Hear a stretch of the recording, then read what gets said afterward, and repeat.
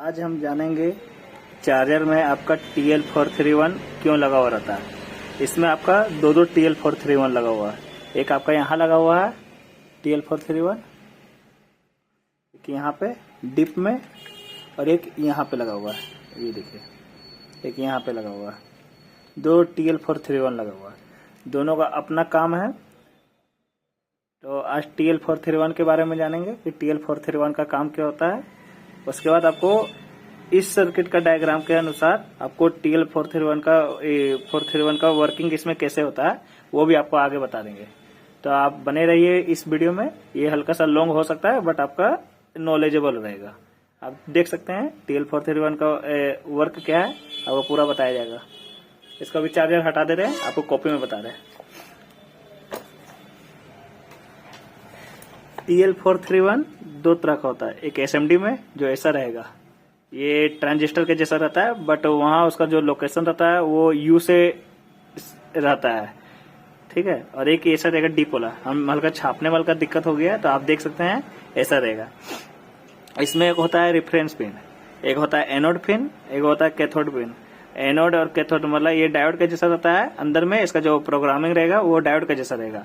और यहाँ reference pin रहता है जो इसको रेफरेंस करता है, जिसमें एक फिक्स वोल्टेज रहता है 2.5 वोल्ट। रेफरेंस पिन पे 2.5 वोल्ट फिक्स रहता है। तो इसका सबसे पहले वर्किंग जानेंगे, ये काम क्या करता है।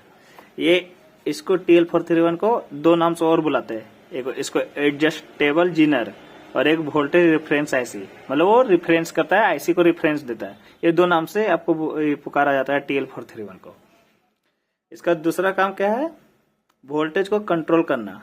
मतलब जैसे चार्जर मान लीजिए इंस्ट्रूमेंट में अधिकतर प्रॉब्लम आता है जो माइनर फॉल्ट में होता है कि वोल्टेज बहुत कम दे रहा है या वोल्टेज बहुत ज्यादा दे रहा है जिससे आउटपुट कैपेसिटर फट गया है, तो उसको ये कंट्रोल करता है। वोल्टेज ज्यादा हो जाए तो उसको कंट्रोल करता है। इसका तीसरा है आउटपुट वोल्टेज को प्रोटेक्शन करना। मतलब यदि यह वोल्टेज मान लीजिए आउटपुट में ज्यादा हो गया तो ये सिग्नल देकर सप्लाई को बंद कर देता है या कम करवा देता है। सिग्नल ही बंद कर देता है या कम करवा देता है। यदि अगर उसके बाद भी अगर वोल्टेज मान लीजिए ज्यादा दे रहा है तो उसके बाद आपका कैपेसिटर नुकसान हो जाएगा, क्योंकि वो आपका कैपेसिटर इसलिए नुकसान हो जाता है क्योंकि 48 वोल्ट का जैसे मान लीजिए SMPS हम लोग का जो चार्जर है EV का, तो वो 48 वोल्ट का आउटपुट होना चाहिए। 60 to 65 वोल्ट आउटपुट होना चाहिए। अब मान लीजिए वहाँ 100 वोल्ट निकाल रहा है आउटपुट और कैपेसिटर आपका 100 वोल्ट 470 UF लगा हुआ है। ये आपका आज एक वीडियो मैंने बनाया था, मतलब वीडियो बोल रहे हैं, चार्जर एक बनाया था, तो उसमें ये कैपेसिटर फुला हुआ था। तो ये कैपेसिटर अभी भी काम कर रहा है बट इसको चेंज कर दिया मैंने क्योंकि ये कमजोर हो चुका है। हम कैपेसिटर में पूरा फुल ये वीडियो बना देंगे एक बार। तो पहले TL431 समझिए। तो मान लीजिए ये 60 to 65 वोल्ट आउटपुट निकाल रहा है, ठीक है। और इसके जगह यहाँ कैपेसिटर लगा हुआ है 100 वोल्ट 470 UF का आउटपुट में कैपेसिटर लगा हुआ है। मान लीजिए 100 वोल्ट की जगह मेरा 110 वोल्ट निकाल रहा है।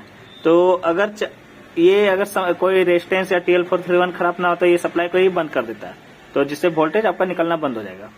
और मान लीजिए अगर ये खराब हो गया तो फिर भी अगर चार्जर निकाल रहा है तो ये कैपेसिटर आपका पूरा फाड़ देगा। वोल्टेज इतना 110 निकाल रहा है, अगर ये खराब हो गया TL431 या कोई रेजिस्टेंस, तो उस कंडीशन में ये कैपेसिटर को पूरा फोड़ देगा, मतलब डैमेज कर देगा इसको। तो इसीलिए आउटपुट का ये जो वोल्टेज है उसको कंट्रोल करता है।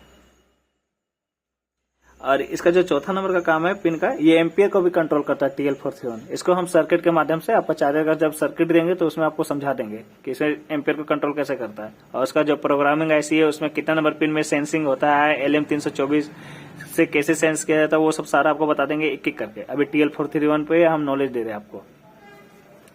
और ये काम कब करता है ये आप सुनिए। जब सप्लाई आपका ऑन होता है चार्जर में तब यहाँ ऑटोमेटिक आपका 2.5 वोल्ट बन जाता है, क्योंकि इसको एडजस्टेबल जीनर कहते हैं। एक जो फिक्स वोल्ट रहता है, यदि अगर 2.5 से यहाँ कम रहेगा, जैसे मान लीजिए 2.2 2.3 रहेगा, तो आपका नहीं चालू होगा, ये स्विचिंग ही नहीं करेगा। इसलिए यहाँ 2.5 या 2.45 भी रह सकता है वोल्टेज रहेगा, तो आपका ये चालू हो जाएगा, जिससे ये स्विचिंग करने लगेगा। और ये जब स्विचिंग करता है एनोड कैथोड आपस में जब स्विचिंग करता है, कंडक्ट करता है, तब ये आउटपुट वोल्टेज को रेगुलेट करता है।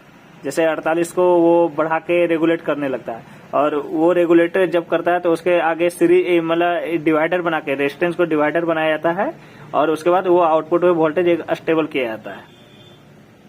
कि आउटपुट में यहाँ कितना वोल्ट, ये आउटपुट को रेगुलेट करके आउटपुट को फिक्स वोल्टेज देता है। यदि अगर ये अगर खराब हो गया, इसके साथ सर्किट में और भी रेजिस्टेंस लगा हुआ रहता है, आपका इसमें जो जो जुड़ा हुआ रहता है कंपोनेंट्स, वो सब भी खराब होता है, तो आपको आउटपुट में कंट्रोल, मतलब इसका जो मेन काम है TL431 का, वोल्टेज को कंट्रोल करना और वोल्टेज कंट्रोल करना और आपका एम्पियर कंट्रोल करना, सॉरी वोल्टेज और एम्पियर कंट्रोल करना इसका मेन काम है। कल जो क्लास बताएंगे आपको LM324 के पर बताएंगे और उसके आगे आपका ऑप्टो कपलर पर बताएंगे। उसके बाद सर्किट देंगे और सर्किट में पूरा समझा देंगे TL431, ऑप्टो कपलर और आपका LM324 IC जो तीनों रहता है वो काम कैसे करता है, पूरा प्रॉपर सर्किट में आपको डायग्राम के माध्यम से होता है। ये आपको सिंपल आपको बता दिए TL431 का वर्क क्या है। ठीक है, धन्यवाद।